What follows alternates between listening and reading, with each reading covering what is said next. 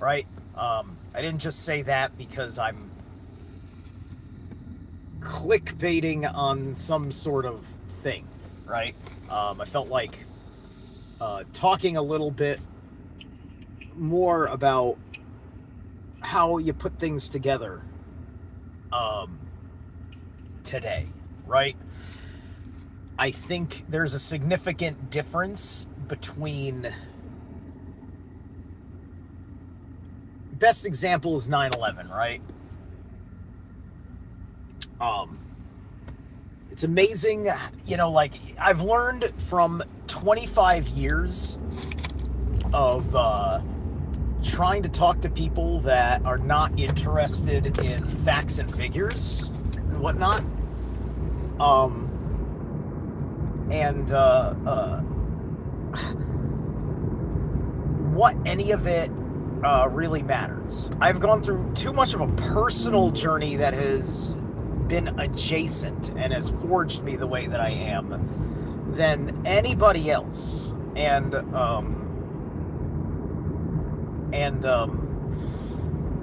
One of the biggest problems I find right now that we are where we are, a big part of this is looking at certain aspects of the hijacking of the solutions narrative, right?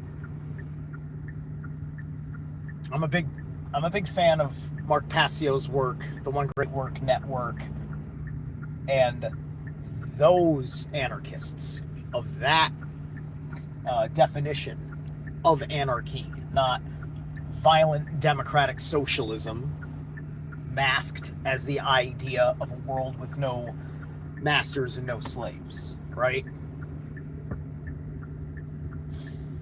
Or rulers, rather. To be a master is a little bit different, like mastering your craft. You don't rule over your craft, you master your craft. Right, so no rulers, no slaves.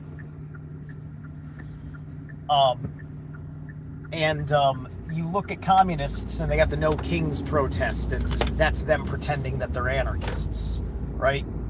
Because all they want to do is have a governing board of the people that steals all your money and allocates it. And to them, that'll be it, right? That's Cuba.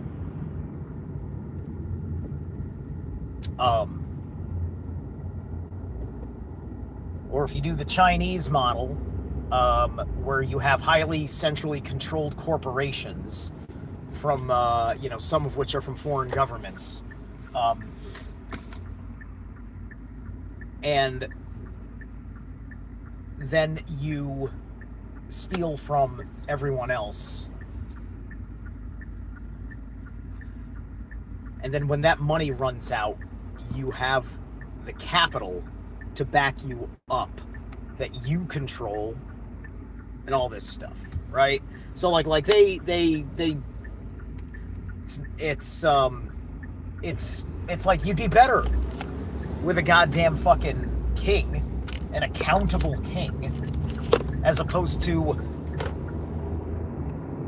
in communism, what they effectively do is that they give you the corporate board model, because in capitalism, with the ability to buy stocks and bonds, you are owning, you get to own the means of production instead of seizing it, right? That's capitalism means you own the means of production. Communism means you seize the means of production, right? As you can see with all communist nations, they don't produce anything. They produce enough military surplus to defend themselves against whatever their fucking great Satan's gonna be. And then they do a bare minimum of structural engineering work, accommodation for everybody to live. And then you're not allowed to rise, and everyone's a peasant unless deemed so by the state. It's just like there's no meritocracy, the whole 9 yards. But what's my point? The hijacking of the narrative, right? Going on for up to 10 years now. I've been hearing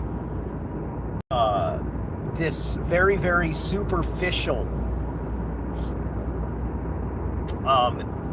and ill-conceived, ill-informed kind of parallel by immature, indoctrinated people of core principles of anarchy put to the application of communism.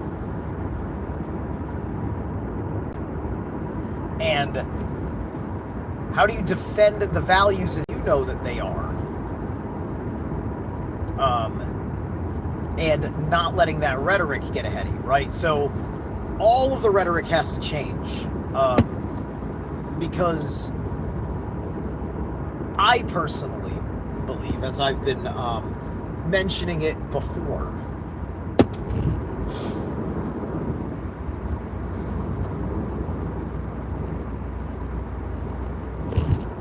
that, you know, the American nation is a real thing. The American spirit is a real thing.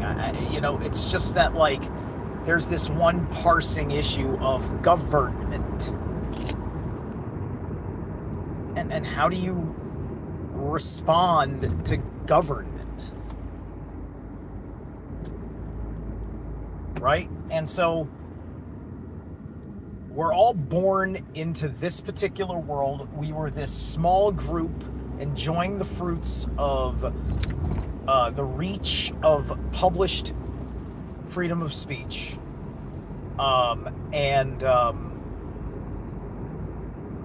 a certain kind of contented public that, you know, listened to it, thought it was interesting, right?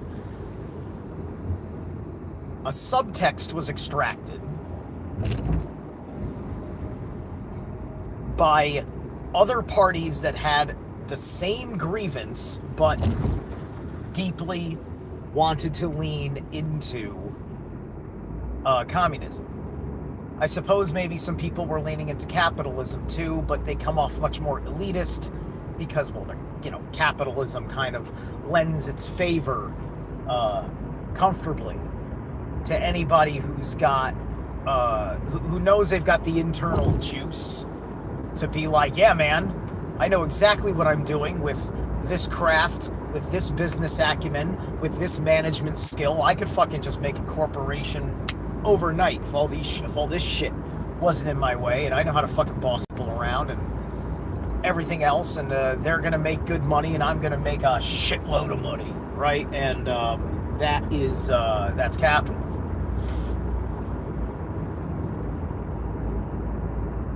Through the corporate entity, right? Through, like, the big money shaker maker in the world's kind of thing, not just the mom and pop trying to pay the bills and have a nice dinner once in a while because they sold enough shit on Etsy, right? That's more like free market. And that's where I'm at as a free market guy.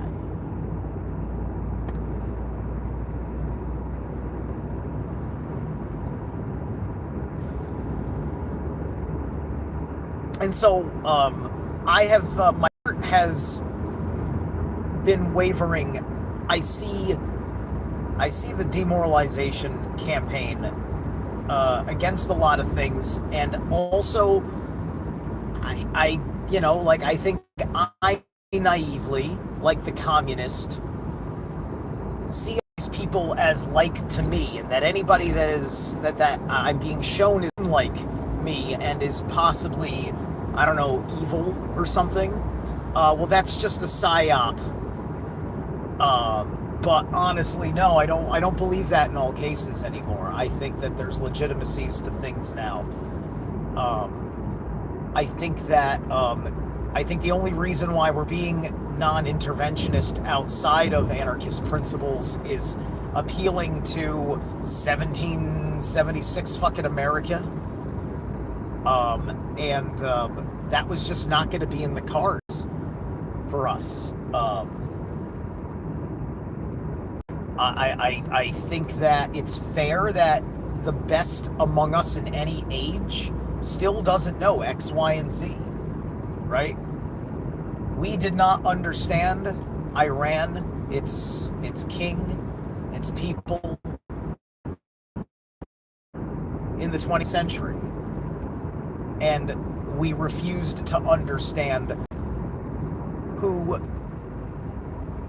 half of Western civilization endorsed on the principles espoused on paper, right? By these 12er Islamists, that want to establish governments, right? And then everything seems, oh, it's so great under Allah, right? And it's very, very strange that we go through the 20th century and all these fucking atheists that cuck hard for Islam. It's fucking disturbing. It's really fucking disturbing, and they've really succumbed to, what do they, is it kafir, where the Muslim is morally obligated to lie to the infidel or something, like it's just like God commands them to lie to non-believers, and this means like nothing to them, right? So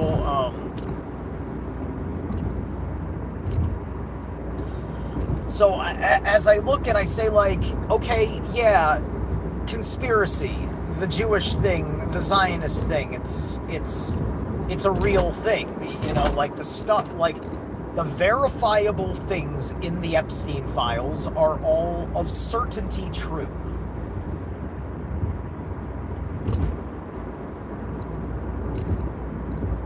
But the only thing we actually fucking want to do anything about is just take the president out of office, and that's it. That's it. They want everybody else to get away with it. And so, Thomas Massie sounds great on fucking paper. But you get to this point with the conspiracy theory world where consequences don't matter at all.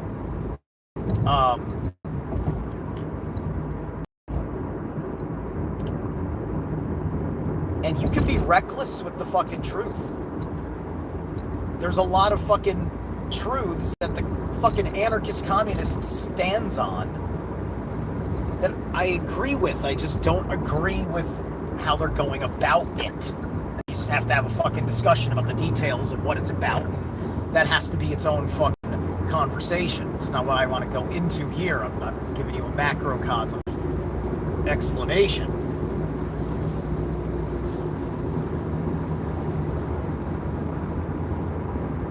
Because I don't see... I see them isolating the whole thing to where it isn't even really a conspiracy, other than Donald Trump is a monster in his private life. All right, that's his fucking private life. It doesn't actually have a bearing on the country.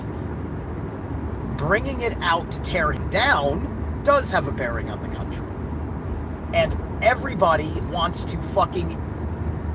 People are using litigation as a tool for propaganda because they want the news to talk about it, so they go through ill-conceived legal motions to make it all feel real. This is why 4 years of Russia, Russia, Russia, and that's been enough. And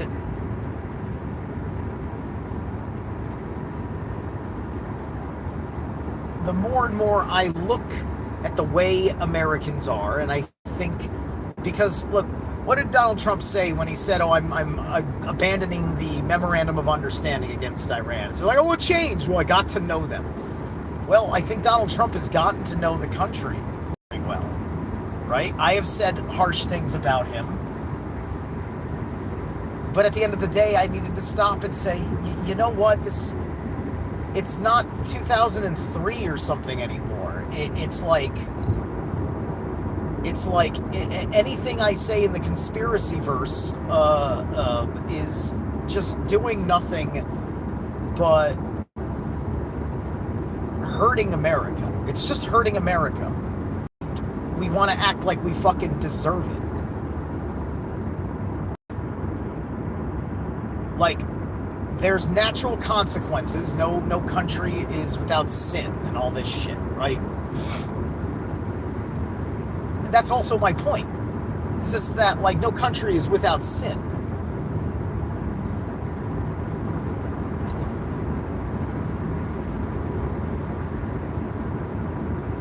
And you're looking at certain other higher ideals, right?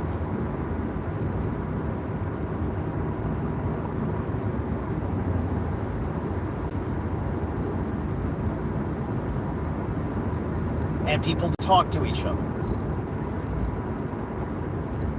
right? So, I look at Palestine, I look at Israel, I look at Iran. I'm just like, who's talking? Israel talks to us.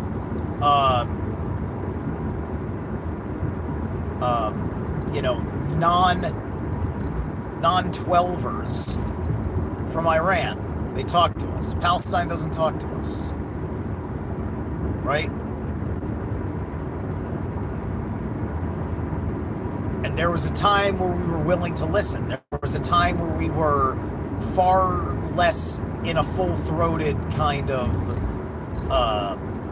defense of them and all these things,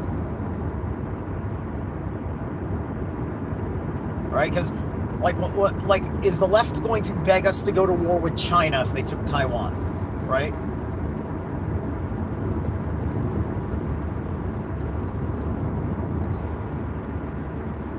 It would be crickets. It would be fucking crickets.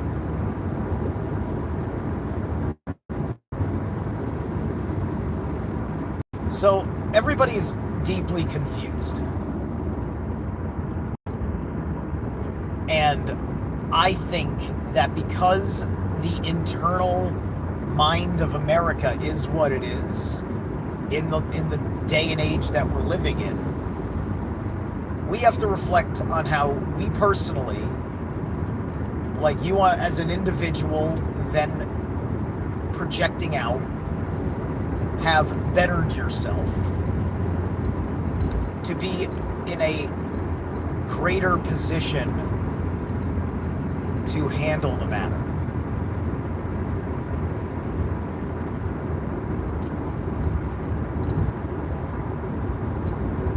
Because every single person making these decisions today had nothing to do with how circumstances started over there, right? Or how circumstances of your own country are. And I think the more you get to learn and know,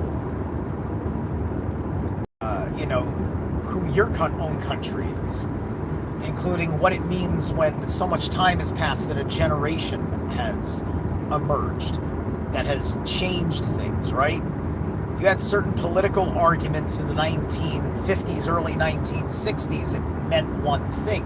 Then the hippies came in, the whole counterculture movement, and the nature of how we governed our affairs and the rhetoric of it all changed,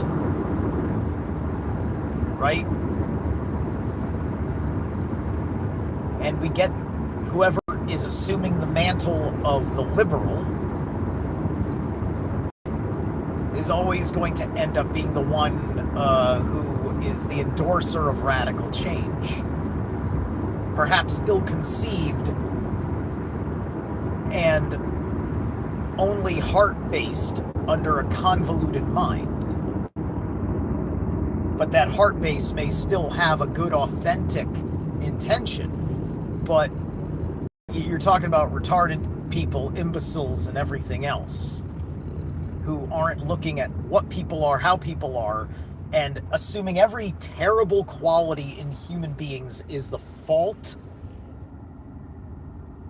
of the free market nation state and who wins in that system under this context. And they won't change any of the things that were stacked against them. They complain that we're dismantling the Department of Education, which does nothing more than give you the freedom to learn as you so choose. It's just like people want to say, "Oh, the flat Earth," right? We developed flat Earth. People, the biggest flat earthers all went to fucking school, passed their grades, and lived as a round earther up until recently. So flat Earth is actually a product of the failure of education because of education's complicity in protecting lies for the conspiracy. Then we can all talk about confirmable things like Robert Maxwell and his facilitation of standardized curriculum publishing.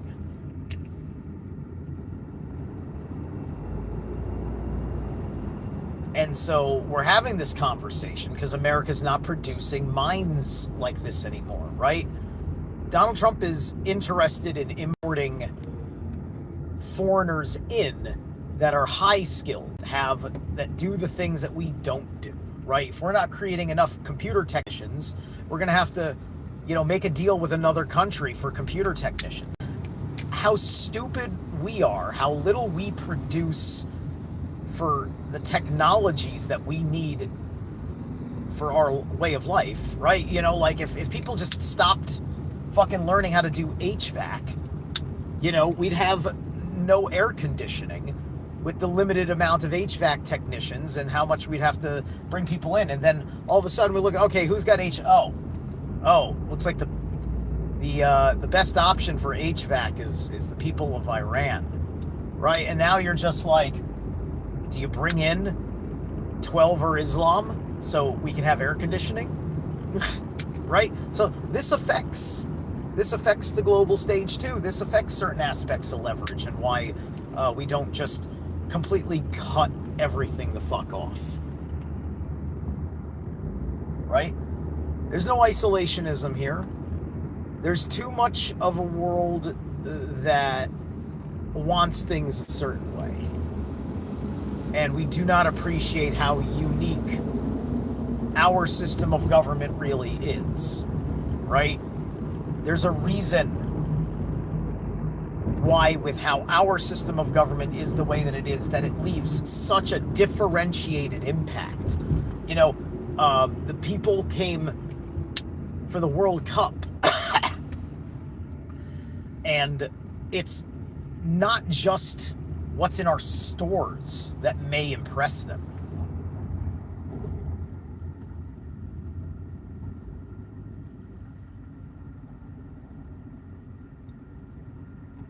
It's the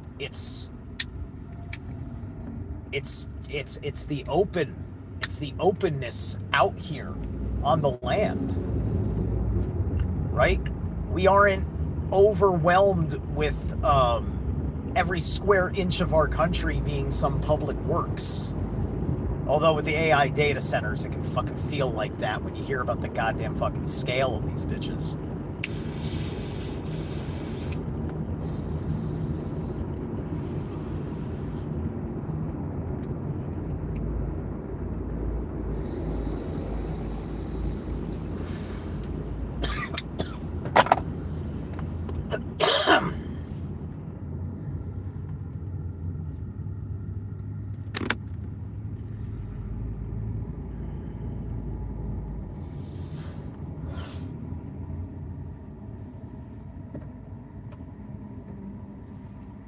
This is why, like, after 2020, parallel society became the answer, right?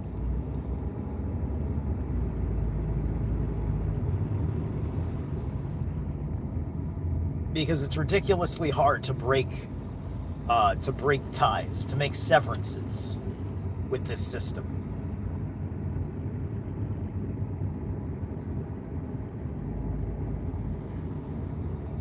Right?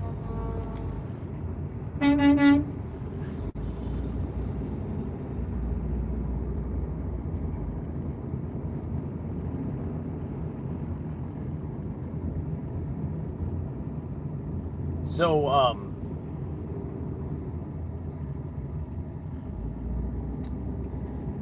we have to really think about, for the profane masses, where does it start? How do you do this thing in a non-demoralizing way, right? And because ultimately you have to ask yourself,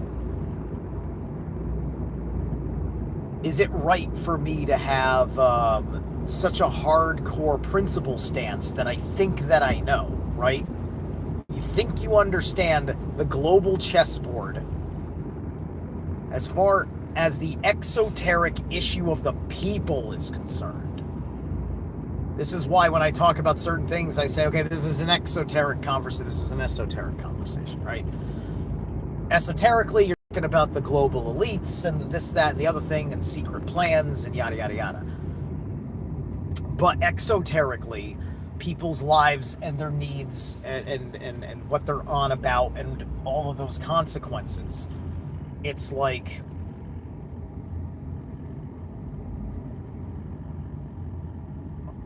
if you're not being an influence directly on those that are basically in charge at this point, then you need to be talking as an influence on other people, and you got to pick your you got to pick your issue so you don't lose people,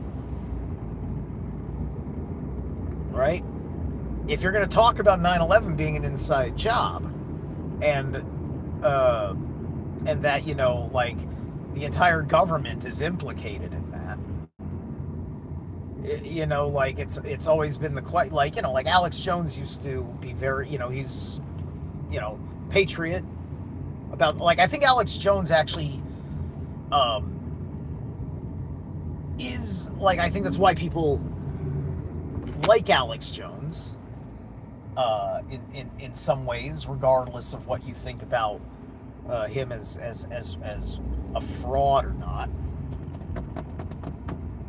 and other things. When you look at just his model, right? I've seen him basically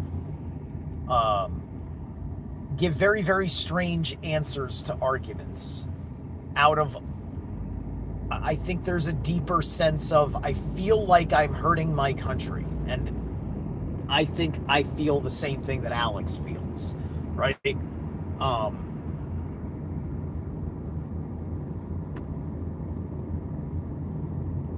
Because I can look at, like, Owen Schroyer, and it's like, Owen, you may be right about a handful of things,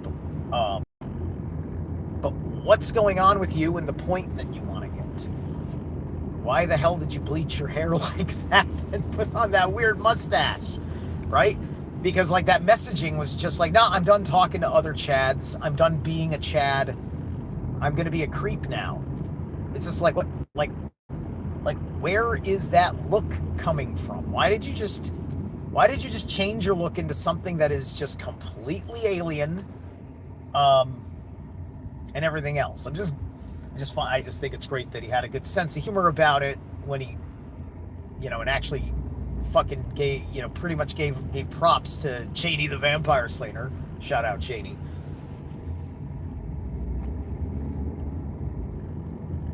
But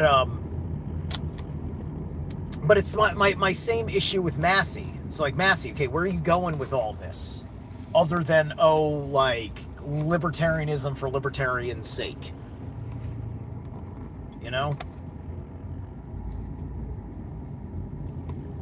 Because I don't know what the release of the Epstein files has done as any good for anybody.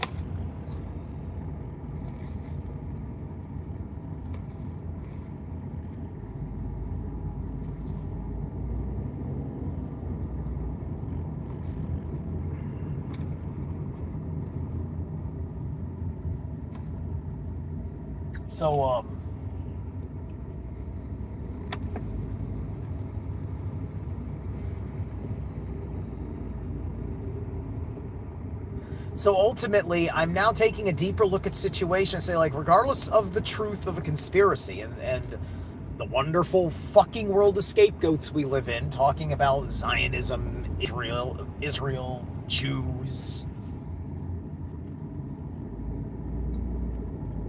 it's like, Look at the situation we've inherited.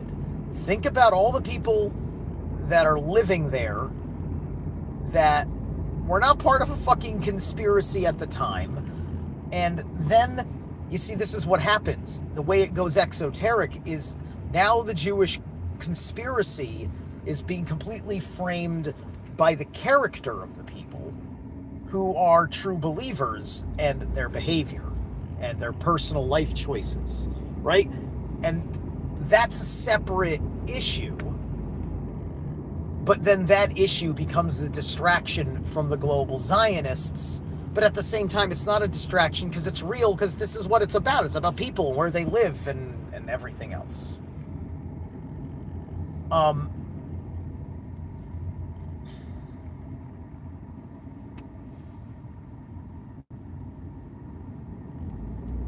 Look at the Jewish diaspora. These people are not going to fucking rule the world. They can't agree amongst themselves on things. All sorts of different people that would or wouldn't espouse certain things. And, you know, you've got plenty of Jews out there that, like, I bet you $1 million they think other Jews are very, very wrong about that, this and that, right? All sorts of different walks of life. And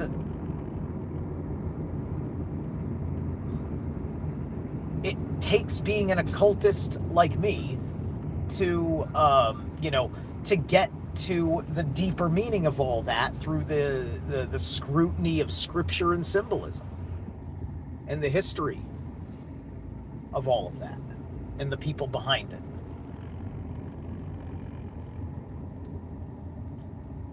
But at the end of the day, nobody on that level is just conspiring against you. Everybody's got all sorts of beliefs. If me and my interests and what I think the world ought to be and change, and then enough people that agree with me, is that all of a sudden some conspiracy because one day I talked to somebody of merit, and then that person of merit moved on to bigger and better things. I said, yeah. And Jerry Kazanska, he used to be friends with Zarelath, espousing anarchy. See, he's just an anarchist like Steve. We don't want that. That's what fucking happens. And then everybody that talks to me is now in my conspiracy because of somebody who's got anti-Stevetism. Are you anti-Stevetic?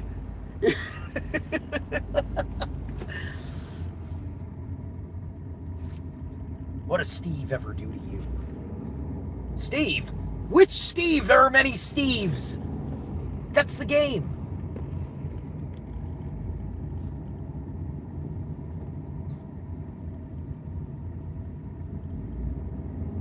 My fight is not against flesh and blood, but powers and principalities.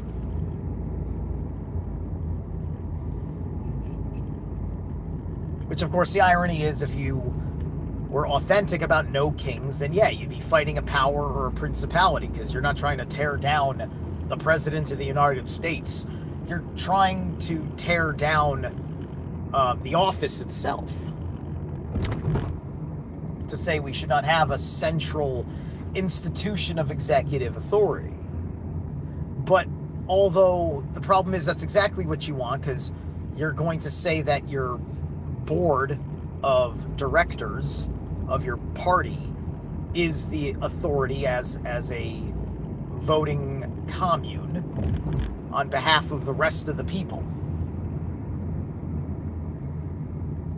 And then you've got to have an executor of that who is nothing but bent to that will, right? In our system, the president, although has a tremendous amount of loyalty to the party that he is a part of,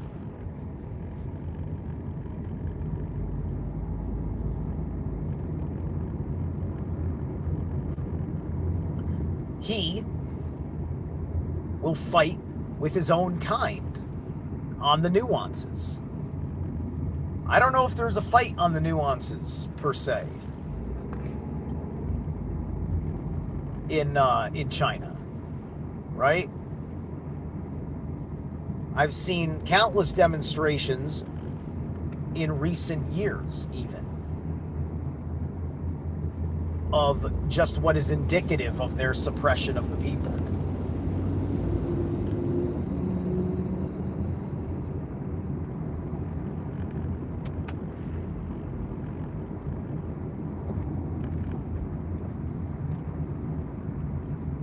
So I'm not impressed by any of this.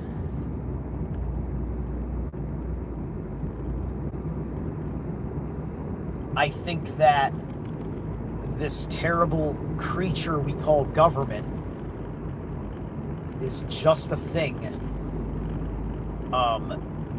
that for right now we have to live with until a lot of things change. And I don't think that that's as bad as we think that it is, as we continue to look at the foolish hearts and minds of men. Because there's definitely times I've seen now where I hate to admit it, that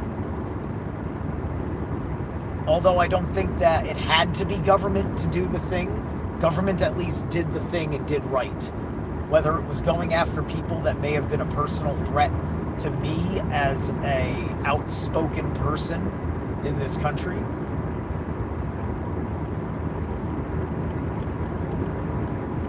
You know?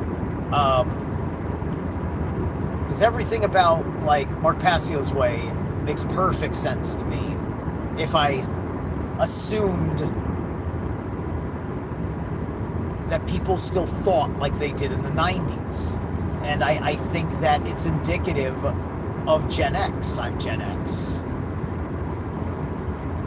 And so for guys like me, guys like Mark, and everyone else of our generation, we've all gone through this together. Being not just of our generation, but of our stock, of our kind in this generation. The Seekers. The proactive Seekers. Right? And I have a love and a passion for doing this stuff. But this stuff that I do, if it wants to continue in the emerging new world, it has to change. It has to reform, right? Think of it like you're jumping from doctor to doctor, and we're going through the regeneration episode at the end of the season.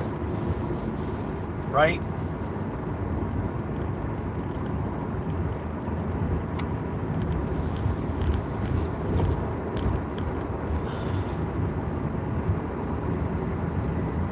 So, I mean, I'll never be a guy that just says, yeah, government. You know, for me, it's always like those of you who've heard me, like for those of you who insist on government, right? Which is mostly a sentiment for everybody younger than Gen X. They made all sorts of changes after Gen X for the millennials and such, which changed the equation.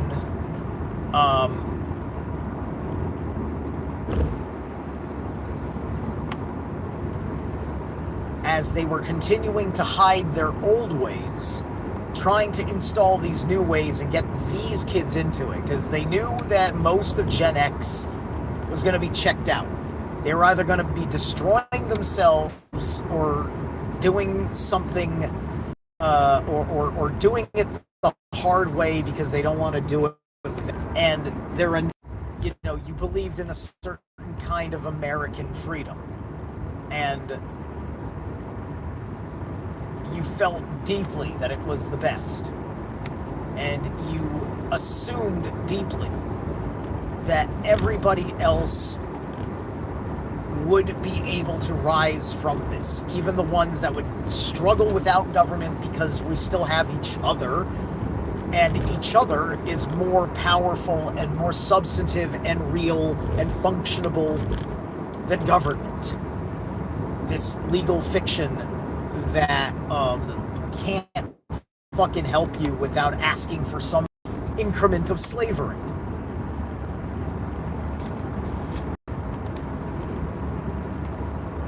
But slavery can mean something when you learn more. Like, oh, they didn't just beat slaves to death. Most slaves were there as per their condition, and we treated them as well as they could, because a lot of them were not of greater stock, but they could have a better life working for us. And believe it or not, liking slavery with us better than toiling the existence where they came from, right? You know, part and parcel of the African slave story, right? You know, your own tribal leaders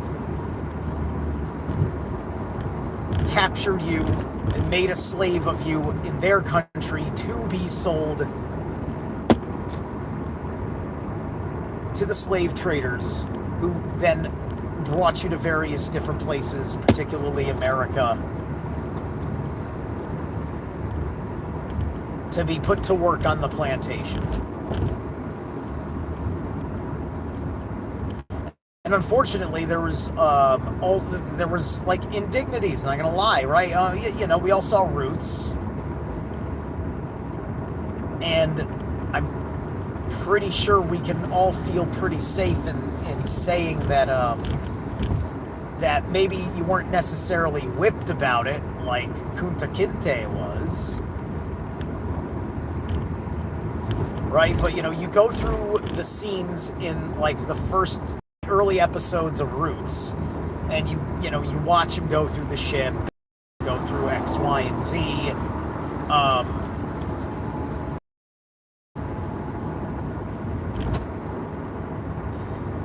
But when you actually look at the depths of history, by and large, the slaves were actually very well, right?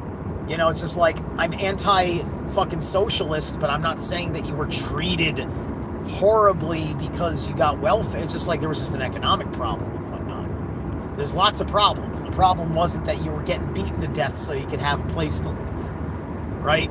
And so this is the same here with the plantation. All right. Let me take a look at these messages real quick, then I want to get off. I got a text to give the boss an idea of when I'll be in, because I'm pulling a half day. They called me in. There's a lot to see here. What's up? Would you vote Trump again? No, I wouldn't vote. I don't vote. I use my voice. More powerful than voting. I do not recommend voting. But if you insist on voting, just understand that all you're doing is putting a person in office. It doesn't fucking matter. That person has to deal with what the agreement of what to do is. If everybody is communism, it doesn't matter if Trump's in office. Trump's going to be a communist.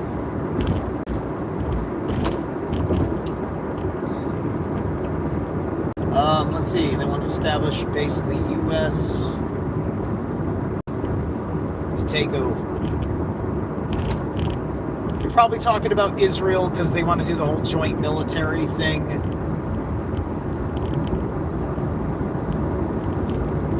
As it stands, Israel doesn't have its own munitions. It doesn't have enough weapons for that. We supply that. If they're taking over, like, why is it that every time we do something for Israel, under normal circumstances, in the real world, when you lend something to somebody, you have the leverage because they owe you. Israel owes us for every fucking weapon they have. That's us in control, not them. They wouldn't exist. Think about that. You are just thinking of the Zionist elites using them. That is why you failed. Because that is not the truth. The truth is the forces behind the American empire are in control. Who are Zionists. Global elite Zionists of a certain ilk, giving benefit to Israel to their scapegoating. So do not perpetuate that scapegoating. All right? At the end of the day, I look at the Palestine situation. You want to bring this to a fucking end? Let's just fucking do it. You just fucking say, okay, Palestine no longer exists. All of it is Israel. The people of Palestine need to accept that Israel jurisdiction is here. Stop fucking being violent. You're gonna be treated well, just like Palestinians in the country. And no, Palestinians are not abused in Israel. But the current state of affairs is, if a Palestinian is being suspicious, then Israel has to be harsh about that because of how dire the situation is for them. And that's true. You can argue that you disagree with the situation, but it's not 1947 anymore. This is the situation. You're asking a lot of people to die no matter which side you fucking choose. And if you didn't misunderstand the fucking Jewish conspiracy, you'd be on the side of Israel if you understood the fucking Palestinians, who, by the way, are not being genocided. They are being wiped from Gaza, but that's not a genocide. There's Palestinians of Gaza, Palestinians of the rest of whatever Palestine. That's the other side that isn't fucking Gaza has had a growth increase. They're raising the population. There's more Palestinians than there ever was. Wrap your fucking head around that. We are inventing a Palestinian genocide the way they invented the particular statistics of the Holocaust. Not denying the suffering in the concentration camps that maybe have happened, at least because of the war, that could be holocaustal in nature and everything else, but it ain't fucking 6 million. The numbers don't fucking work out. That was just a sympathy statistic that they threw out there. And regardless of whether that sympathy statistic was part of fucking the Balfour Declaration, the sympathy for the Jews to get their fucking state, doesn't fucking matter. What is real is they all got kicked out of fucking Europe in that time. And there was still lingering anti-Semitism that they weren't just going to go after and call you a Nazi about. Because the issues were way more complicated than that. And saving the Jew was not the top priority of defeating the Nazis. Believe it the fuck or not. That's just nonsense that they sell you after the fact from Jewish filmmakers. So anyway, thanks so much for tuning in. Catch you guys later.